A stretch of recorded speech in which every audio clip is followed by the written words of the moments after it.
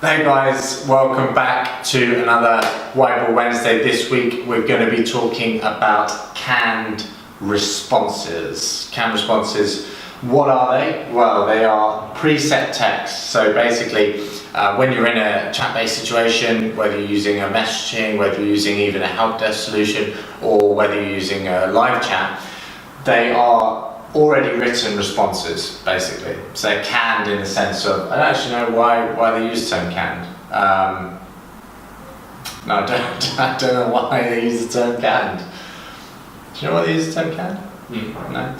Okay, the canned response, I'm just going to roll with it, are basically preset bits of text that can be initiated by a keyboard shortcut. So different solutions offer different ways of you adding the canned response into a particular response. Some use, say, like a hashtag and then a word that abbreviates the whole entire response you're looking for. So you might say hashtag thanks, and that will populate a much wider response about thanks very much for chatting with us today. It was great to speak to you. Please give us a rating.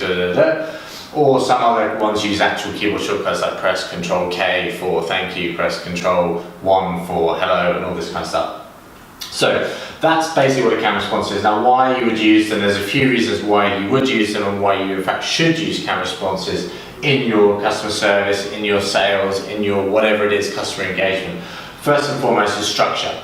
So it's really important that in the same way with, say, the phone, you're going to have a way in which you should pick up the phone and answer someone. You're going to have a way in which you should transfer someone, the statement you should make before you do that. You should have a way in which you're going to put someone on hold, a certain wording around that. In the same way with written communication, it's really important that those things have a structure, have a process for the in-chat approach, and we're going to talk about that in another video. So canned responses allow you to have some control over, okay, if you're going to put someone on hold, use this particular phrasing, use this particular wording, and you don't have to guess it. Why? Because it's a canned response. The other thing is about standardization. So again, similar-ish to the structure point, but slightly different in the sense that if you want to make sure that the conversation is flowing in a certain way, or you want to make sure that someone's dealing with, for example, a complaint, someone says, I have a complaint, I have an issue, you want to make sure someone's dealing with that in the same way or giving the same response. Again, that can be a really good use case for a canned response. Anytime you want to standardize a particular point in a conversation, potentially something contentious or potentially something good, you might want to look at using canned response to standardize a certain piece of information, a certain way we deal with something. The other area that canned response can be really useful for is if we're delivering key or sensitive information. Now, examples of this might be if you're in the healthcare sector and you want to make sure that the way in which you're describing a particular treatment process or procedure is described extremely accurately every single time. It might be in the financial services market where things like advisory and non-advisory statements become very important, and so you want to make sure that you're delivering information in a very particular way every single time. It might be that you just have a particular set of pricing criteria that are very dependent on a number of variables or that are very specific, very bespoke, and you want to make sure no one misinterprets that, misunderstands that at a later date. So you want to capture that in some sort of canned response. So anything that's potentially going to be misconstrued or misunderstood that could later have very serious ramifications can also be an interesting opportunity to look at canned responses. And last but by no means least for canned responses, statement of the obvious time, but stuff that's often used. Stuff that's repeated time and time again, and often in the same way, no matter what the interaction, should be captured really as a canned response, because you're going to speed up your response times, you're going to increase your efficiency of your team, and you're going to save them typing out the same thing every single time. So for example, maybe you have a particular opener that before you present pricing, you always say, this pricing is indicative based on what you've told me today, or something like that. Don't use that word, it's not very good, but something that you're going to repeat over and over again. Make sure you're capturing those as a canned response so that the team can make use of those and you can save yourself time and energy in doing that. So, top tips, things to consider when you're looking at canned responses, thinking about using them, already got them, want to improve them, whatever it is. Let's have a run through. So first and foremost, don't overuse them.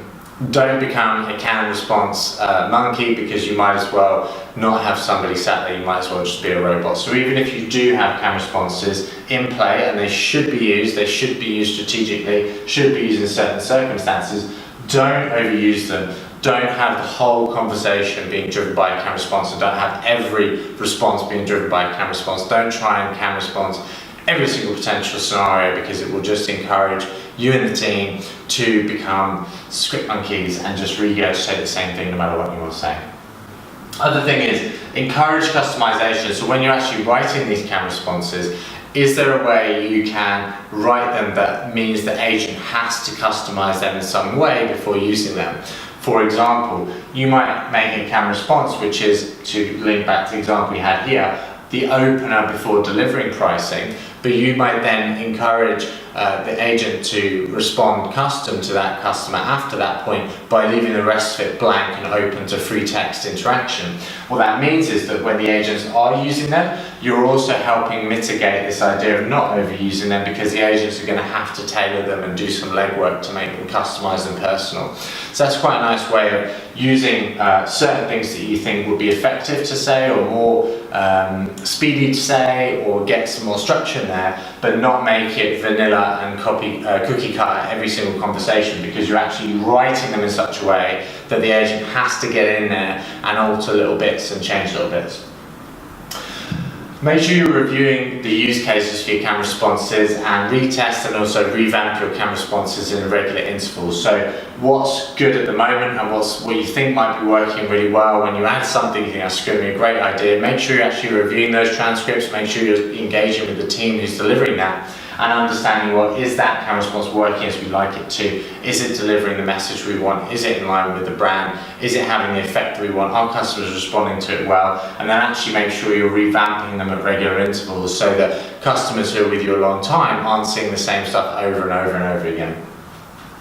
Other points, make sure you're allowing some sort of agent creation or agent input into CAM responses. So one of the things that can often be a big missed trick is not letting your agents suggest CAM responses that they would find useful, or indeed suggest CAM responses that they want to use that are custom to them. Now what I mean by that is, some people might have a wording or a phrasing or a technique they use that's very personal to them, in line with the brand, that works really well. If they have that and they're using it and they're seeing success, make sure you're reviewing that and allowing them, if appropriate, to have that then as one of their CAM responses, or even looking at, could we make this a team CAM response if it's being really effective? So try and make sure the CAM responses aren't just a top-down implementation, but you've also got room for the bottom-up, because ultimately it's these guys at the front line who are going to be the people who are coming up with some of your best gems and nuggets. And last but by no means least, top tip number 5 is make sure you're linking your CAM responses to your flows. We did another video about chat flows and scripting and stuff like that. Check that out if you don't know what I'm talking about when I say flow. But make sure that your CAM responses are in line with your objectives, your goals, and your structure for getting to those goals. Right, so if you've got a particular objective, you've got key questions, key statements, key answers that you want to get to through that flow, make sure that if you're using CAM responses, there's stuff in there to support that flow, to support that user journey, to support that customer interaction, that are relevant and timely and in keeping with your chat flow, with your chat script, and with your chat goals as well. Again, do be careful not to rely on CAM responses to be the key driver of all your conversation, but they are really good for being used to drive key questions within a flow, for example, that help an agent move a conversation forwards. Again, we talked about that a lot more on the other videos, go check it out if you haven't seen it. But they can still be used very selectively with some customization to actually really aid that flow and give them the bare bones and the bread and butter to make that particular process move forwards. That's CAM responses, guys. Make sure you're using them. If you're using them, make sure you're not overusing them. There's some tips for how you can make sure that you're using them effectively, but make sure once you've got them live, you're reviewing them, you're retesting them, you're looking at them. It's an active process and you're iterating, and make sure the guys on the bottom are able to contribute upwards so that they can start to build suggestions, build CAM responses, either good for them or even better, good for the whole team. Thanks so much for watching. If you haven't, do go and subscribe to our YouTube channel. It'd be great to have you there. Do leave any comments or questions in the box below, or feel free to get in touch with me. Thanks ever so much for watching, and we'll catch you next week. Cheers.